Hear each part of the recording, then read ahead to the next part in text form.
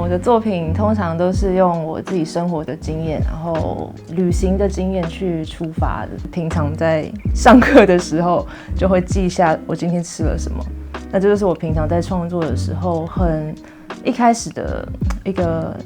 契机。对，我就是觉得每天吃的食物是可以让我很 exciting。那我当时其实就只是用一般的原子笔，对，在笔记本上面就是偷画，或是课本上面偷画。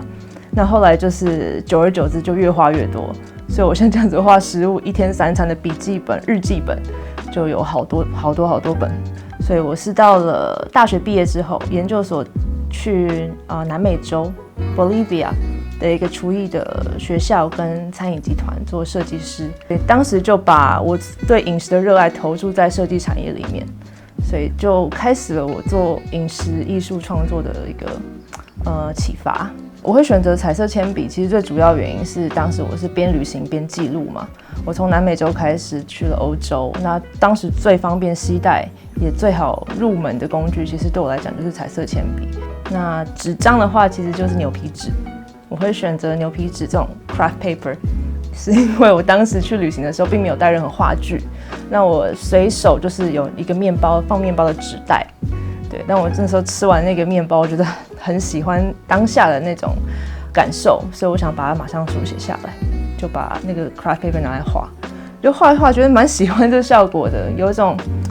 很朴实的感觉，所以我后来就一直都去特别找牛皮纸来画，跟色铅笔这样的媒材去创作。因为彩色铅笔它马上画，它可以一层一层的去叠加嘛，那它的时间性其实就可以短也可以很长。比如说咖啡厅做比较久的时候，我可以画1个下午。可是如果说我今天在小吃店，很短的时间，我可以就是用快速的方式去描绘，不需要等水干啊，像水彩还需要等它干之类的。那在叠加颜色这个过程当中，你的力道需要一层一层往上加。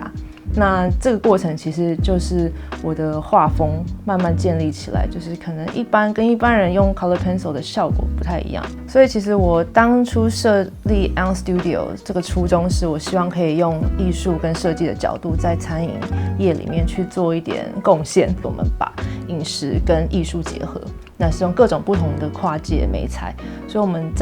现在在承接的服务跟案子很多都是跟我所学有关，就是 environmental graphic design。那是什么意思？就是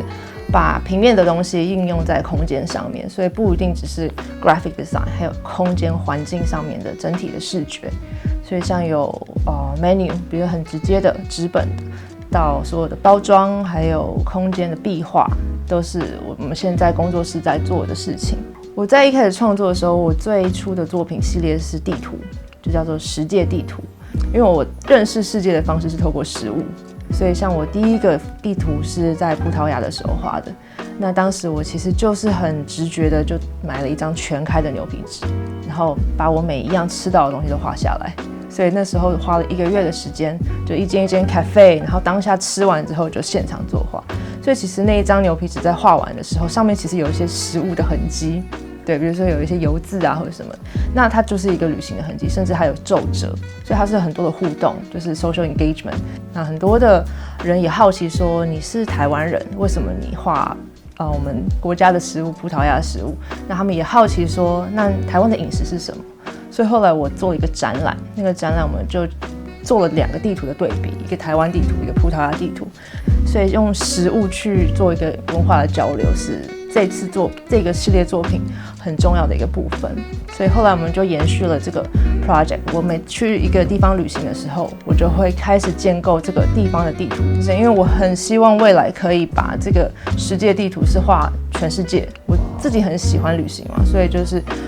环游世界对我来讲也是一个 life goal。所以就是借由创作，然后去认识当地饮食文化，去做这样子的交流。尤其是文化越不同、越冲击的地方，我越有兴趣。那因为我从饮食的文化去出发去做创作，所以当我回到台湾之后，我也开始在建构这个食材图库。那每年都也持续累积嘛。那这个食材图库建立出来之后，其实我们也希望它可以去做更多的应用。所以我们有做授权、图像授权，或者是做包装设计，很多时候都把这些图像再去商业化、应用化。那也借由这样的方式，你说 food education 也好，文化交流上面也好，我觉得是一个很有趣的一个视角。